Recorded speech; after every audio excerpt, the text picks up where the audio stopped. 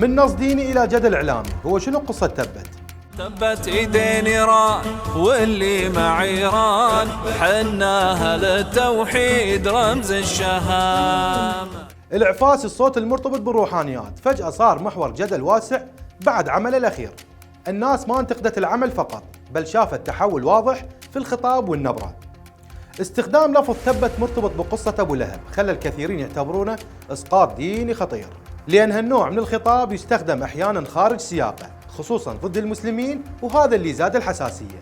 السؤال تكرر، ليش ما ظهر نفس الحدة خلال أحداث مثل غزة ولبنان؟ أيضا غياب خطاب مشابه اتجاه دول مثل أمريكا خلى البعض يشوف الطرح انتقائي أكثر من كونه مبدئي. وتصريحاته القديمة خاصة حول الخلافات المذهبية رجعت للواجهة وعززت هذا التفسير. الصورة الهادئة المرتبطة باسمه بدأت تتغير عند جزء من الجمهور، واليوم هو يواجه موجة نقد قوية وصلت المرحلة للتوضيح ودفاع عن نفسه. السؤال الأهم يبقى، هل هي زلة فنية أو تحول حقيقي في القناعات والخطاب؟ كتبوا لي بالتعليقات.